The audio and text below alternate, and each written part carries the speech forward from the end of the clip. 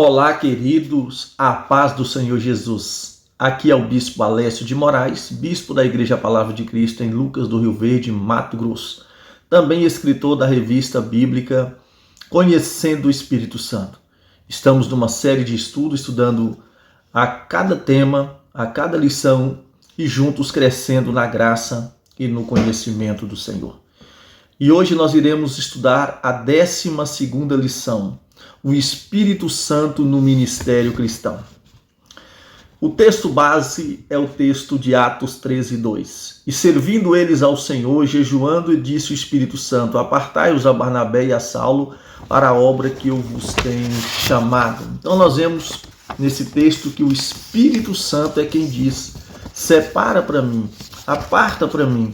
O Espírito Santo no ministério cristão é quem chama, capacita, envia, usa e supre. É uma obra do Espírito Santo. Todas as necessidades do ministério são supridas pelo próprio Espírito Santo. Nesta lição nós vamos ver 3 papéis fundamentais do Espírito Santo. O papel do Espírito Santo na chamada e capacitação dos ministérios. Como sua operação é condicional à nossa atitude. Quais as posturas favorecem ou impedem a sua atuação no ministério. E no tópico de número 1, o Espírito Santo na chamada e capacitação ministerial. Vocês sabem que a palavra ministro indica um servo de Deus que ocupa um cargo dado por ele. 1 Coríntios 3:5, você vai ver isso. 1 Coríntios 4:1 e 2, 2 Coríntios 3:6. Os ministros, eles são instrumentos pelos quais Cristo, cabeça da igreja, executa sua direção sobre o corpo. Então, o que nós vemos? Os ministros, eles são instrumentos pelos quais Cristo, que é o cabeça, executa a sua obra, a sua missão, a sua direção no corpo, ou seja, na igreja. Por isso, os ministros devem ser escolhidos por Deus, e não apenas por preferências humanas. Em Atos 13:2, vemos claramente a voz do Espírito Santo separando Barnabé e Saulo para a obra. Então, nós devemos entender, primeiramente, que o ministério não é uma coisa humana, é uma coisa divina. Deus quem o chama, o Espírito Santo quem o chama, quem o capacita, quem o envia, quem supre. E a escolha deve ser direcionada à exclusividade do Espírito Santo, porque é ele quem vai escolher. Assim como Jesus disse acerca de Saulo: para mim ele é um vaso escolhido. E agora o Espírito Santo está dizendo a Paulo, aos líderes da igreja, acerca de Paulo e Barnabé: separai eles para mim, para a missão que eu vos tenho chamado. Então nós vemos que o chamado é uma obra do Espírito Santo de Deus. Então, quando a escolha é apenas humana, falta ao ministro a ajuda específica que acompanha quem foi chamado e enviada pelo Espírito Santo. É claro que não podemos deixar de perceber que há sim uma atuação humana no sentido de uma liderança que observa, uma liderança que prepara, que capacita, que deve ser orientada pelo Espírito Santo, porque a aparência ela pode até nos enganar. Assim como Samuel, por exemplo, quando foi à casa de Jessé, o belamita, buscar dentre eles um rei que Deus o havia mandado, ele acabou sendo levado pela aparência. E o que o Senhor diz a ele? Samuel, não atente para a aparência, porque o homem vê o que está diante dos seus olhos. Deus, entretanto, conhece o coração do homem. Então Samuel, mesmo sendo um profeta de Deus, tendo qualificações e experiência, quase que ele poderia ter escolhido alguém pensando ser uma direção de Deus por causa da aparência, do comportamento e da atitude, mas não era. Ele precisou ser orientado pelo Espírito Santo para entender que o escolhido era Davi, que não tinha as características que a liderança esperava, mas tinha a escolha de Deus. E o que importa nesse momento não é nos apresentarmos, mas é sermos apresentados pelo Espírito Santo de Deus. Em Efésios 4, do 11 ao 12, apresenta 5 ministérios fundamentais para o aperfeiçoamento dos santos e edificação do corpo de Cristo.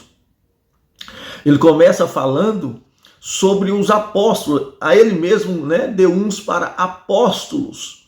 Apóstolo é aquele que é enviado, comissionado para abrir caminhos, estabelecer fundamentos e plantar igreja.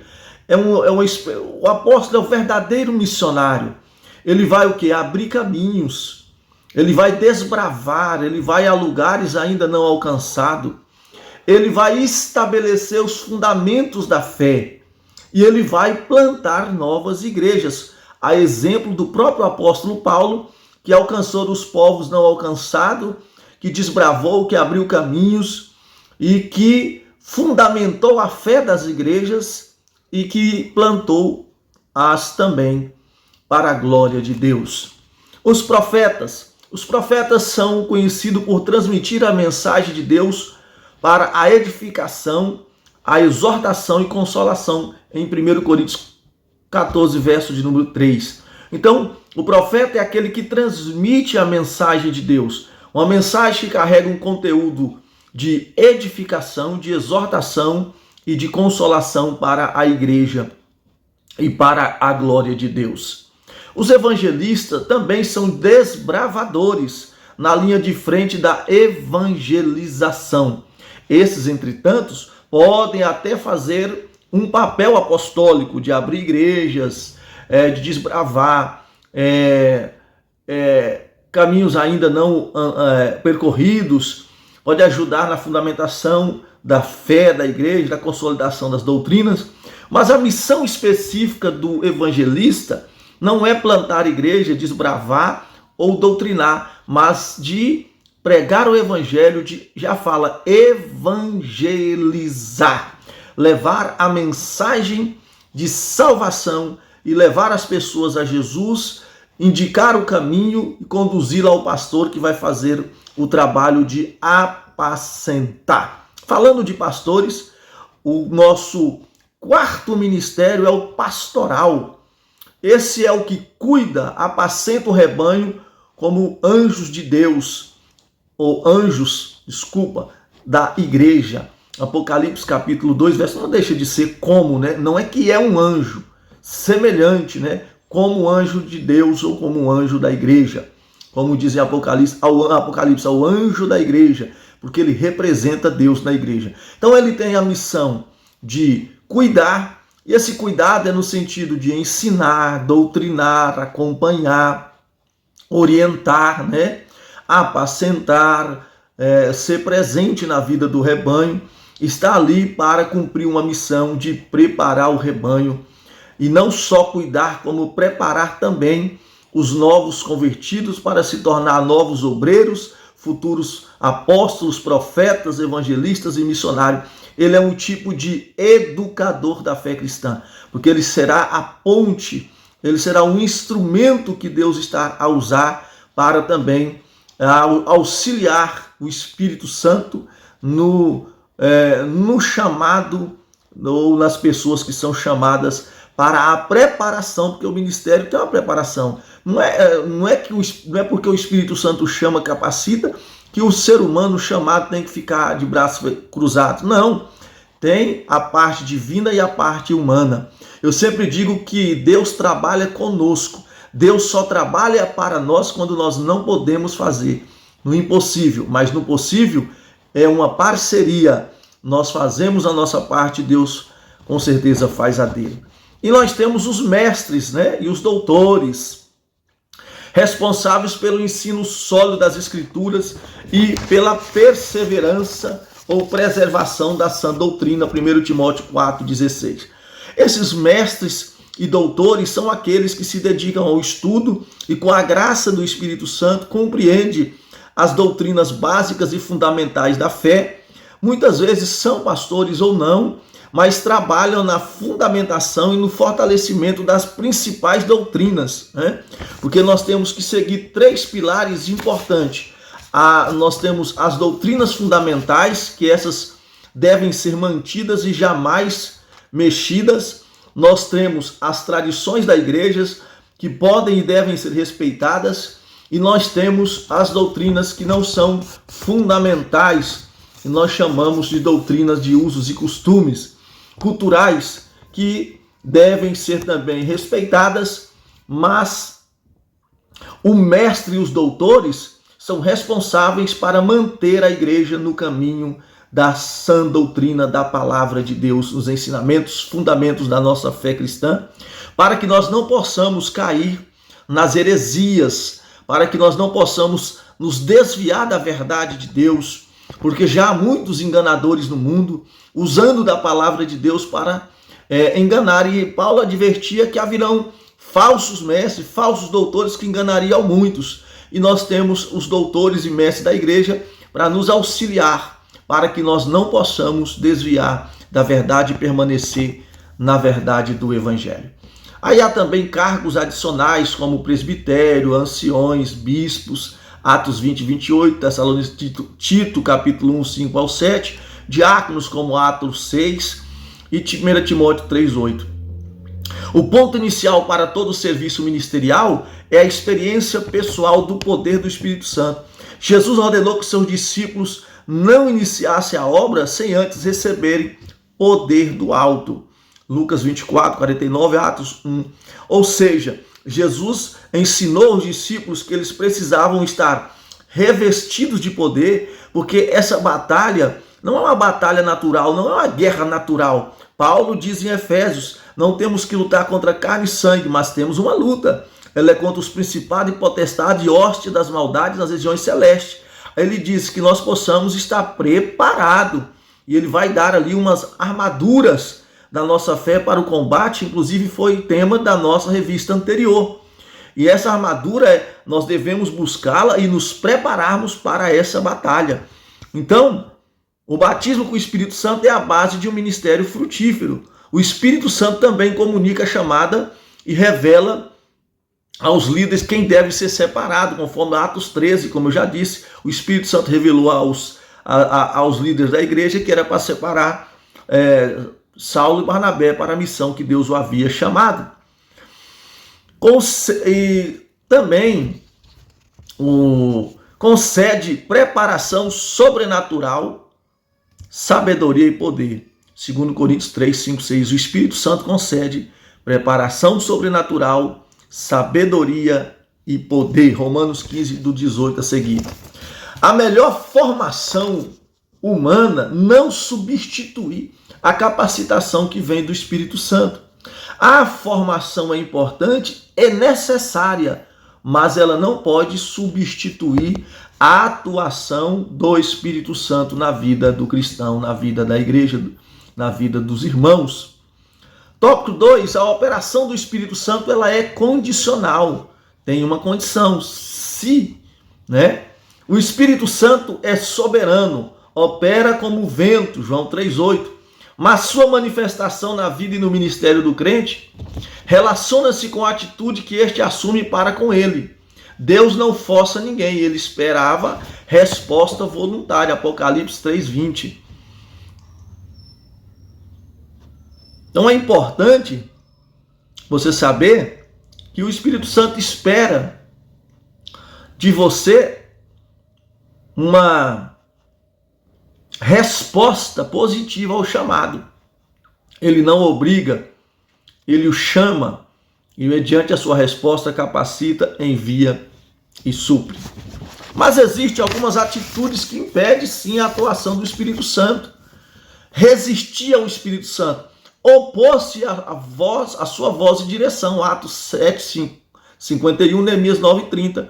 Então, se você resistir ao Espírito Santo, se opor à direção dele, isso impede a atuação do Espírito Santo na sua vida, porque o ministério é uma questão de voluntariedade. Se você entristecer o Espírito Santo, ceder à carne, ao pecado, à mundanidade, Efésios 4:30, Tiago 4:4-5, também impede o Espírito Santo agir na sua vida. Por isso que a Bíblia diz, não entristeçais o Espírito Santo. Isso acontece quando você cede à vontade da carne, ao pecado e ao mundanismo. Extinguir os espíritos.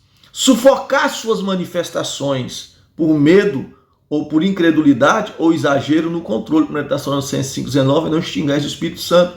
Então tem pessoa que faz isso, alguns por excesso de zelo, outros por não crer e outros porque tem medo. Então, às vezes a pessoa crê, não tem excesso de zelo, mas o medo nós não podemos temer. Nós temos que crer, confiar e dar liberdade para o Espírito Santo atuar. Blasfêmia contra o Espírito Santo. Atribuir deliberadamente ao diabo uma obra que é do Espírito Santo. Mateus 13, 31 ao 32. Esse pecado é singular e leva a um endurecimento irreversível.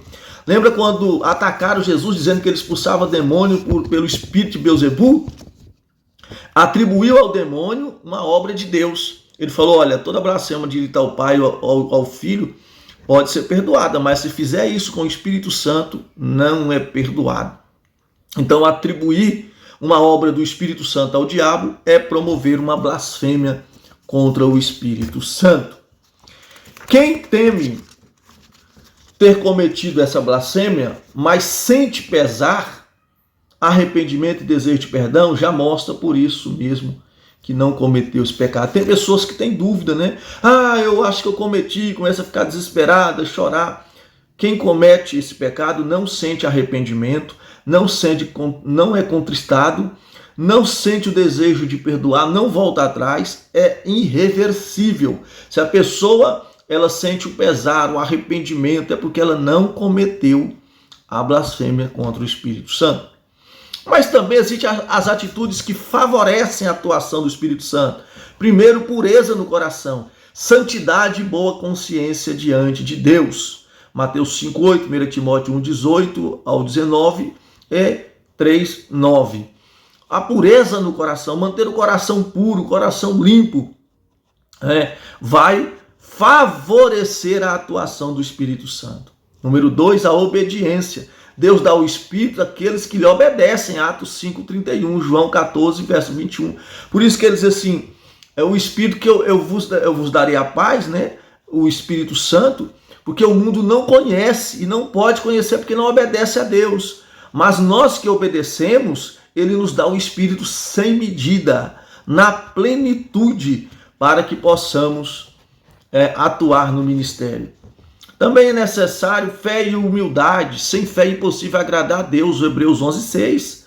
A fé apega-se às promessas. A humildade reconhece que a capacidade vem de Deus. 2 Coríntios 4:7. 12 do 9 ao 10. Ou seja, a fé é necessária. A Bíblia diz que aquele que se aproxima de Deus é necessário que tenha fé para que se torne galardoador das suas bênçãos.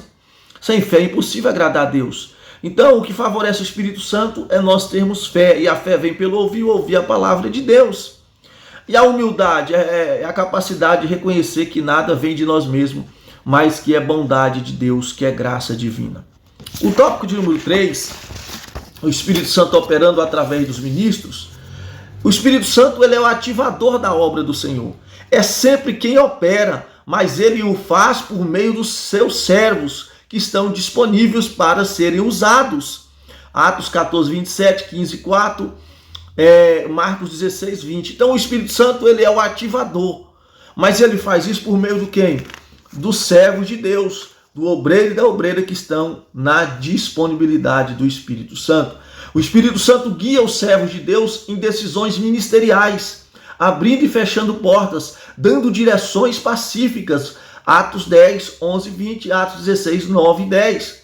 Isso continua sendo privilégio da igreja até nos dias de hoje. Então essa direção aos ministros continua tendo esse privilégio aí até o dia do arrebatamento. Quando o Espírito encontra um ministro obediente e cheio de fé, os dons espirituais fluem para a edificação da igreja. Os sinais e maravilhas confirmam a palavra.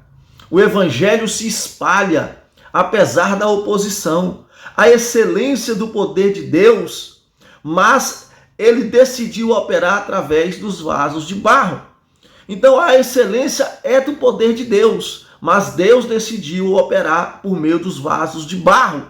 Barro fala da fragilidade, mostrando as limitações dos ministros de Deus. Não podemos esquecer que, embora entesouramos tesouros excelentes de ouro, prata, de bronzes espirituais que vêm de Deus, nós somos de barro, porque somos limitados, somos falhos, e nós precisamos saber que nós temos que reconhecer que a glória jamais pode ser a nós, a glória tem que ser a Deus. Por isso que Paulo diz: quer comais, bebais, façais qualquer coisa, faça tudo para a glória de Deus. Não podemos nos ensoberbecer, achar que somos maiores ou melhores porque adquirimos um nível de conhecimento. Não, nós temos que continuar reconhecendo que a graça de Deus é suficiente na nossa vida e que tudo vem porque o Espírito de Deus quem nos deu.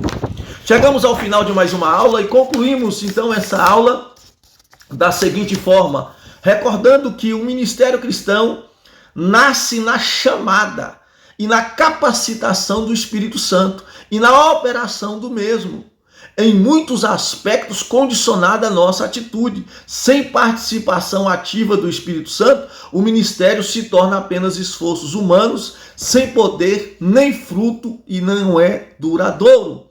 Devemos, portanto, buscar sermos cheios do Espírito Santo, não entristecê-lo nem apagá-lo, mas depender dele em tudo, até o dia do arrebatamento, para a glória de Deus. Chegamos ao fim de mais uma aula e espero em Deus que você tenha sido edificado e abençoado por essa aula. Te espero na próxima aula. Que Deus lhe abençoe.